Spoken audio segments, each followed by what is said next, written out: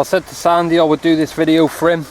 What you're looking at in this video is the Jacklore, and we'll do a little bit of a review on it quickly.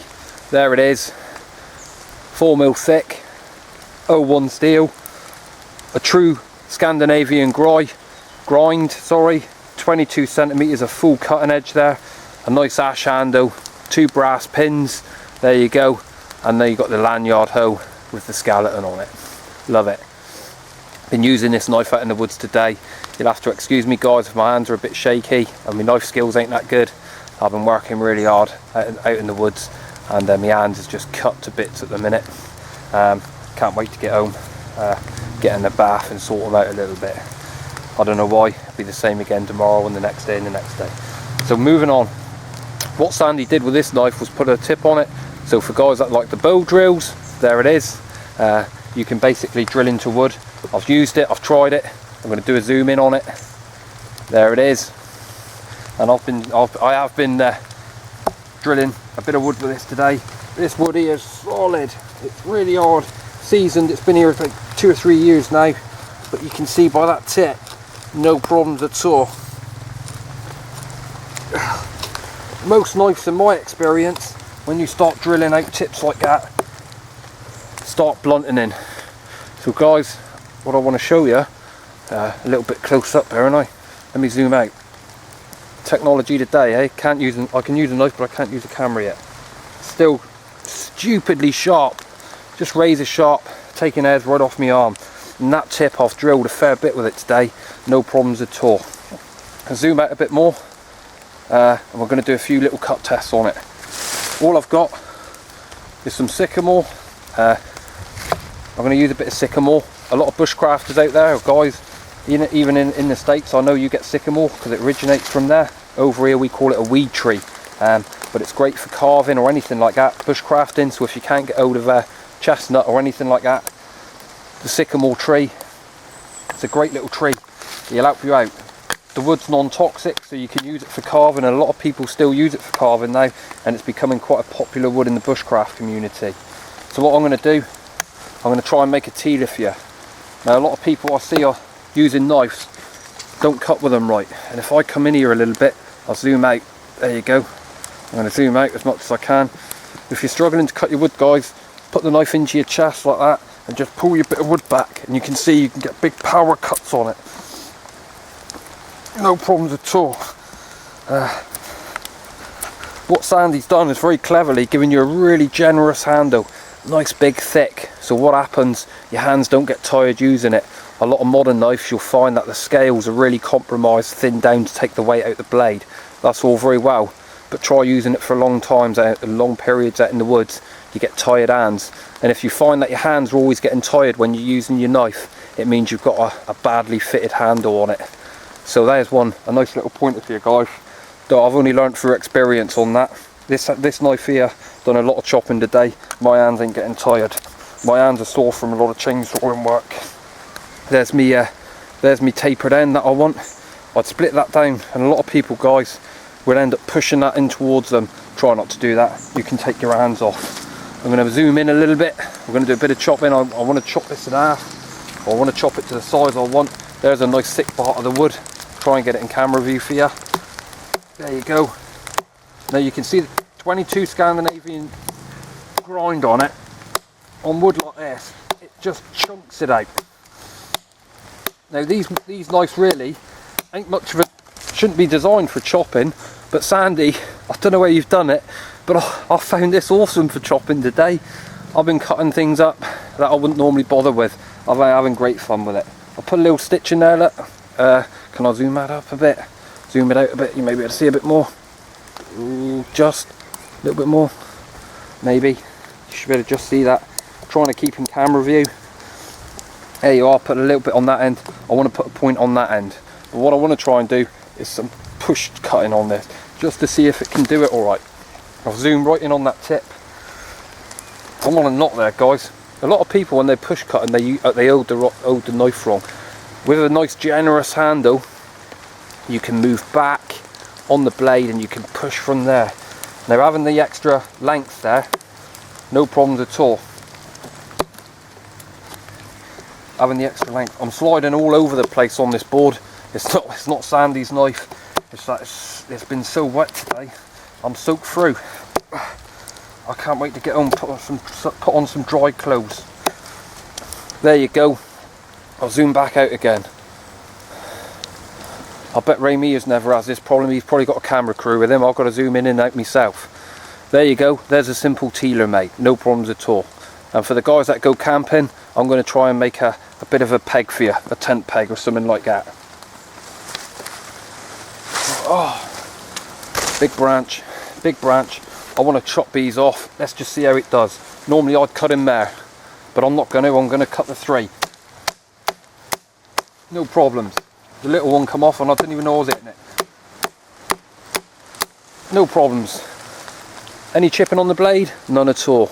And that's what you've got to be careful with a 22 true Scandi grind, is they can roll and bevel. Sandy, I don't know where you've done it, but this knife does not do that. You must have got the rock wool and the hardening bang on right, mate.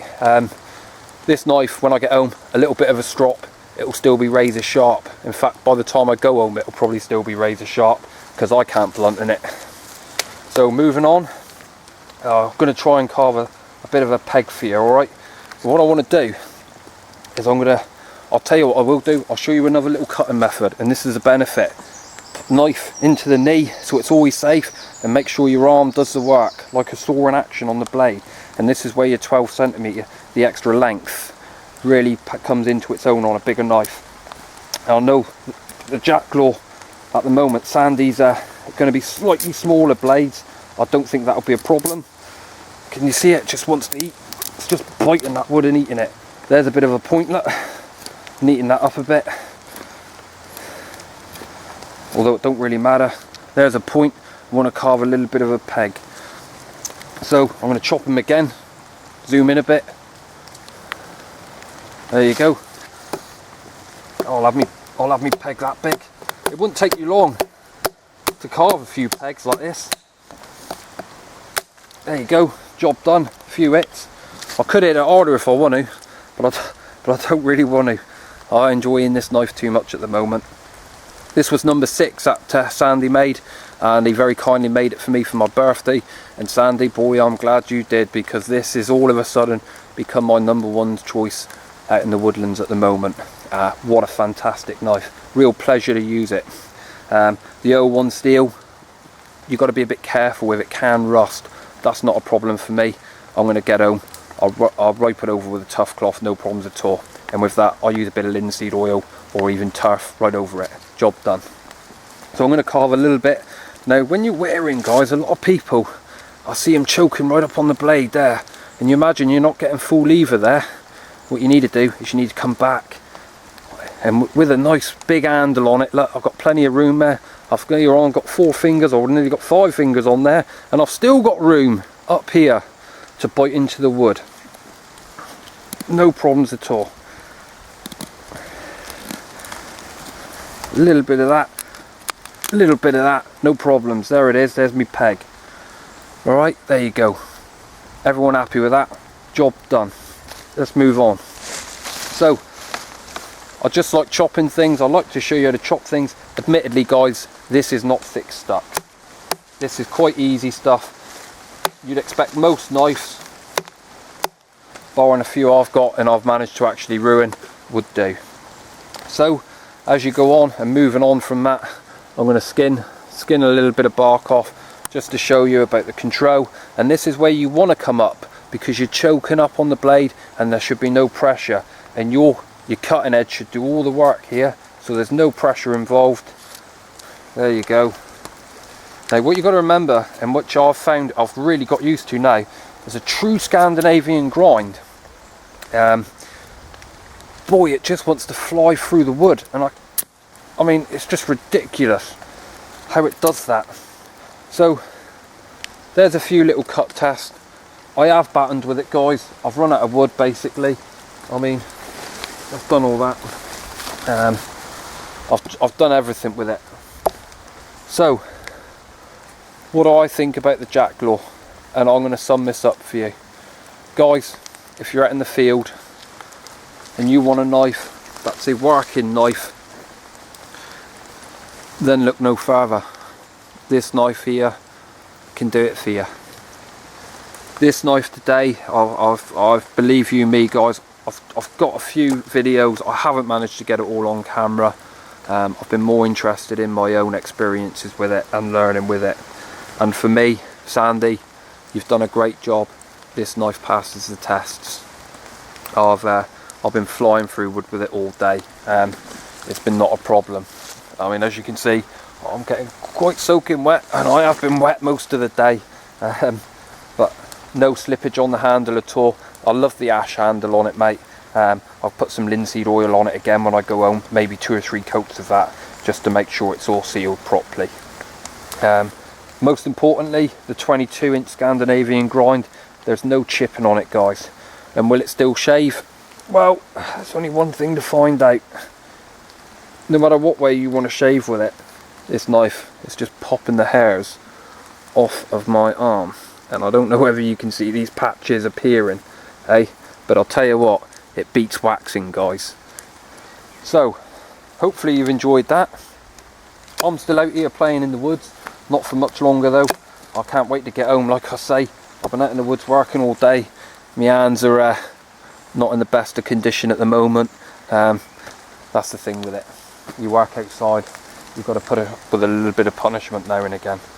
So, hopefully you enjoyed this video.